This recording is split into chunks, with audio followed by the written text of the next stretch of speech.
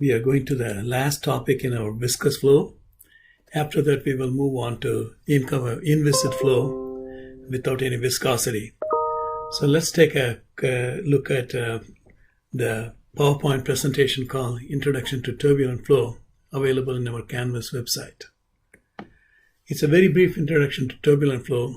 In aerospace engineering, we have courses now called 6009 and 6015, two big courses where they cover viscous flow in great detail if you go to graduate school.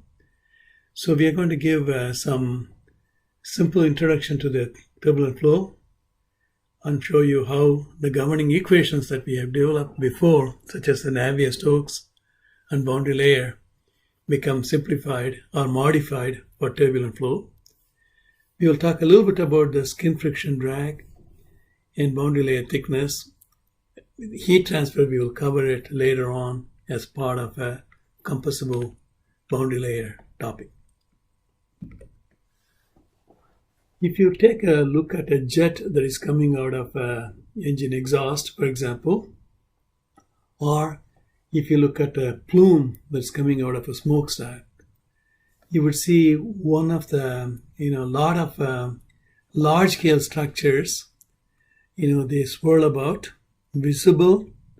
They may be of the order of the diameter of the exhaust, for example. So they'll be very visible large-scale structures. But if you look close enough, you will also see several fine-scale structures. So these structures are called eddies, and they have nothing more than a swirling cloud of fluid. They transfer energy from one layer of the fluid to another layer of the fluid. So especially the large eddies that we see here in the top picture are very good at taking the momentum, for example, up here and moving all the way down to the bottom of this jet by just swirling through the cross-section of the jet. Of course, we also have a medium-sized eddies. Other size scale eddies are present. The relatively small scale eddies, they don't travel that far. They have a very small length scale. That means their size is small. Their main job is to smooth out the variation in the velocity from layer to layer, and sometimes they convert that velocity difference by friction into heat and smooth it out. So if you think of the large eddies as a giant earth mover that take a large chunk of earth from one point of the flow and move it to the other, these are like little shovels that you use to smooth out the surface. So you have a transport mechanism. So turbulent transport takes place by eddies, whereas laminar transport takes place by molecular diffusion, as we saw earlier. So if you have a cup of coffee, if you have a sugar at the bottom, if you let it slowly mix by itself, you are delaying on the molecular diffusion, where the sugar molecules at the bottom of the cup slowly diffuse out to the rest of the fluid. It's a slow process, not efficient. Turbulent mixing is if you put a spoon and stir it up, what you're doing is you're creating eddies. The eddies will carry the sugar at the bottom of the cup and carry it all the way to the top. So that's a much more efficient mixing. You can mix mass, you can mix momentum, you can mix energy. By mass, we mean different species may be brought from one point to the other. For example, in combustion, if you have a liquid droplet of a fuel like a kerosene, if you just let it slowly diffuse, evaporate, and mix it and burn, it's a relatively slow process. On the other hand, if you have some kind of a stirrer or a swirling flow, then the particles may be brought to very immediate contact with the air and burn much more quickly.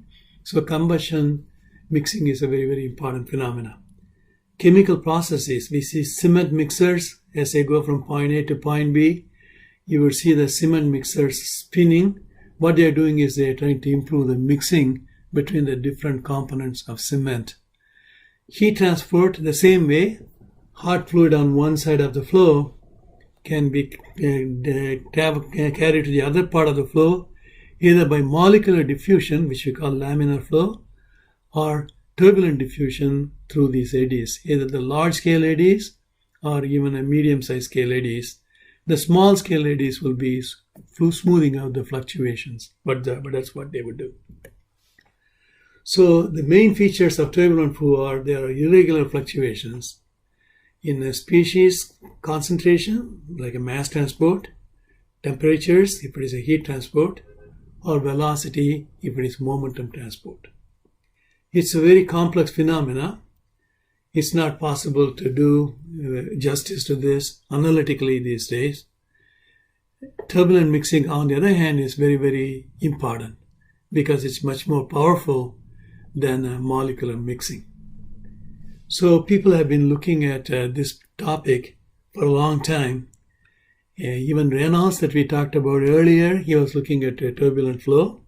We talked about transition to turbulence when Reynolds was looking at it. So one of the earliest people to look at turbulence was Leonardo da Vinci. He drew pictures like this.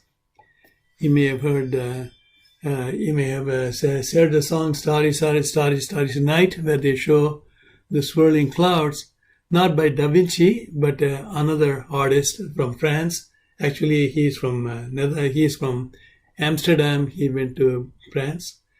Boussinesq came up with a concept called eddy viscosity. Just like we have a molecular viscosity in laminar flow, he came up with a viscosity for turbulent flow. Unlike the laminar viscosity, which is a constant or a function of temperature, the eddy viscosity depends on the fluctuations, local velocity gradient. We will see this a little bit later. Reynolds, as we saw earlier, looked at the flow through a pipe as early as 1894. There was a scientist called Poincaré in France, I think.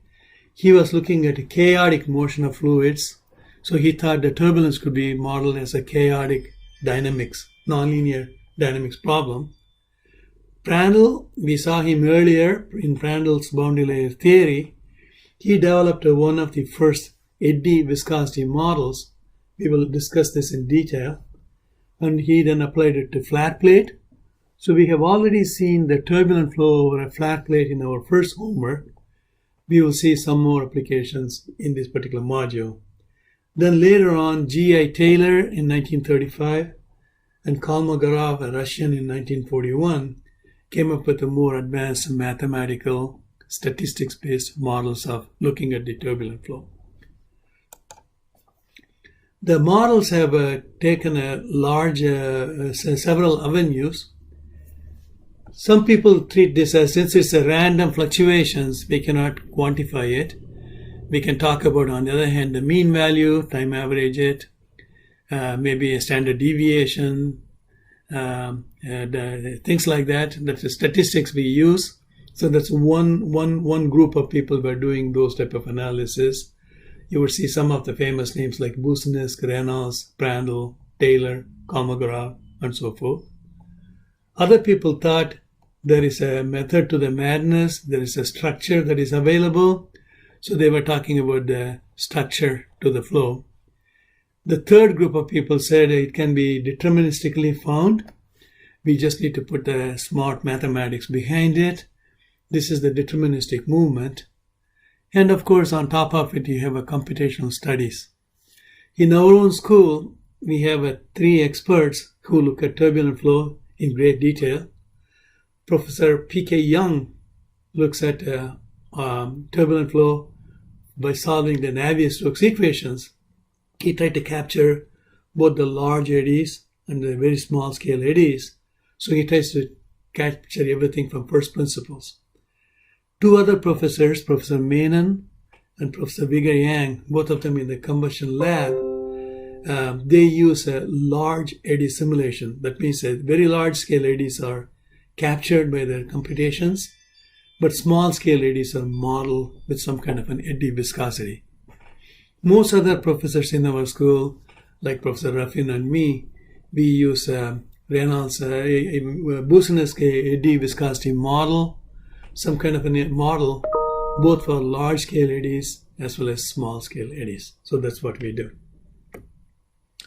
Now, I'm going to look at walk through this slide. So let's say that you have a turbulent flow. Perhaps it's a turbulent flow over a flat plate or over an airfoil, and you shine a laser light on it. So just like a policeman can use a laser Doppler velocimeter to see how fast you are going on the highway by looking at a Doppler shift in the light frequency going out and coming back in, you could use a laser Doppler velocimeter or a hot wire anemometer to look at the velocity. As we mentioned to you, the velocity would be more or less uniform at a point, but on top of it you would see timescale fluctuations like this, relatively large timescale fluctuations which are associated with the large eddies. They travel from the bottom near the wall all the way to the top of the boundary layer and back. So it takes one full boundary layer length travel. That's this length scale. On top of it, you will see smaller scale fluctuations, which are done by these small scale eddies. So they don't travel quite so far. They travel maybe a 10th of a boundary layer, 20th of a boundary layer thickness. Then just locally transfer the mass, momentum, energy, that type of things. Now you could think of this u velocity that we are measuring into two parts. One is an average. The other one is the fluctuations. So this u equals to u bar. Bar means average, time averaged, plus u prime. U prime is the fluctuation. How do I time average? Numerically, you could think of it as basically the area under this curve divided by the width of the curve. So let's say the width of the curve, you start taking data at time t equal to 0, and you stop taking the data at time t equal to capital T. Just find the area under this curve, that's what we are doing, then divided by the width, that's the average. Of course, how the computers will do is, they will take maybe 2,000 samples. Every millisecond, they may take one sample. So over, say, 2 seconds, they will collect this much data, 2,000 samples. So they will just add all the 2,000 samples divided by 2,000. That's how they will compute the average. Anything that's left over is the actual fluctuation. It does not have to be just a steady state flow. Even in unsteady flow, you could divide it into small, long time scale unsteady phenomena plus fluctuations on top of it. For example, let's say you have an oscillating aerofoil. As the aerofoil pitches up and down, the velocity field may be changing. So these changes may be taking place over a millisecond, maybe 100th of a second, whereas these fluctuations are taking place thousandths of a second, 10,000ths of a second, even microseconds. So there's a big difference in the time scale of the slow fluctuations, which we can model, and the very rapid fluctuations, which we cannot model. So turbulent flow is a complex in this manner. Therefore, we are going to take any velocity, any instantaneous velocity, u, v, w, pressure, into some time average quantity plus the fluctuations. So any unsteady flow, whether it's a wake behind a bluff body or a shear layer or a plume, you could think of it as average properties. That's what sometimes the naked eye will see. The fluctuations, you'll need a hot wire anemometer or a laser vectrometer, something fine scale to capture all these details. So what does it do to transport of momentum? So let's take a control volume that we have looked at earlier on for conservation of momentum. So this control volume, let's say one of the faces is A. So the velocity is coming from left to right. It's at a mean flow velocity plus fluctuation. So mean flow velocity in organized motion, the fluctuation is caused by an eddy crossing the boundary and then coming out of it. So think of it as somebody jumping into a train door, open door, and jumping out. So they have added a fluctuation in velocity, momentum, but they have not necessarily added any mass to it. So it is cross this boundary and come out. They are bringing in momentum and they are coming out. So this is the fluctuation associated with such eddies. Therefore, the mass flow rate is rho times this velocity times area. The momentum rate is rho u plus u prime squared delta A. Now, if we capture both u and u prime, you're using something called a direct numerical simulation, or DNS. As I mentioned to you, Professor P.K. Young in our school solves everything directly using the direct numerical simulation. Because direct numerical simulation is very expensive and the mathematical and analytical prediction of u prime is very hard to do, Reynolds, who we have seen earlier in the context of transition of fluid in a pipe, recommended why don't we average it. So that averaging process that we talked about a couple of slides earlier was proposed by Reynolds. So it must be large enough so that the fluctuations cancel out, but it should not be so large you wipe out these fluctuations, the red line, because that contains meaningful information. So you need to take a small enough time window over which you take the average, so that the longer wavelength or longer time period oscillations are preserved. Now I'm going to take a Reynolds average of that quantity we saw, rho times u plus u prime squared times delta A. Delta is a constant, so it comes out. I'm going to do a time average of this quantity. I can expand this. This is capital U squared. That does not vary with time. It varies very slowly with time. So it's like this quantity. So that comes out with unscathed. Okay, so it becomes a constant value. So it comes out. So this is the time averaged mean flow, rho u times u. Now you get a second term. This is a fluctuation average. Fluctuations will average to 0 because if you look at this picture, upper positive fluctuations will cancel out negative fluctuations. So if you average them all over a sufficiently large time period, they will average out to 0. Therefore, the second term in this term disappears. But the third term, because it's a positive number, it cannot disappear. Therefore, we could write this one as the first term rho u squared, the second term is rho times, this angular bracket represents a time average, averaged over a short period of time of the fluctuation in the u squared. That's what it means. So Reynolds, as we mentioned, was the first one to propose it. So this process is called the Reynolds averaging. Now, if you're looking at the rate of change of V momentum across this boundary, mass flow rate would be rho u times u prime times delta A. But you will also get a V plus V prime, vertical component of velocity crossing this boundary. Capital V will be the organized motion. V prime will be a fluctuation. So when you take a u plus u prime multiplied by V plus V prime, then you'll get rho times capital U times capital V, which is the mean flow. Then you'll get a U prime times V prime, which is a fluctuating component. So all these components are called the Reynolds stress components because they do the same job as a molecular viscous stress. Their job is to transport momentum, mass, and energy. They are just using eddies or fluctuating currents to bring in the information in and out of a control volume. In incompressible flow, density fluctuations are small, therefore we can neglect it. Whereas in compressible flow, they would also have to be considered. So what we would do is take these to the right-hand side of the Navier-Stokes equations.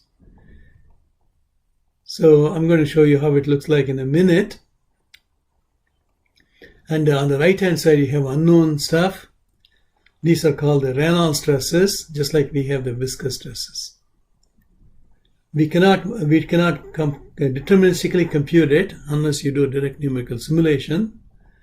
Therefore, we'll have to rely on modeling these terms. So this is the Navier-Stokes equations. This is the time average part. You keep it on the left side. Molecular viscosity terms stay on the right side. This we saw before. These are the Stokes stress equation, stress terms. These are the time averaged fluctuations of U squared, UV, UW. They come to the right hand side. These are called Reynolds stresses. They will need to be modeled. So that's where the word turbulence modeling comes from. So we are going to stop this module at the recording at this time. So then we will continue on with the lecture with our next recording.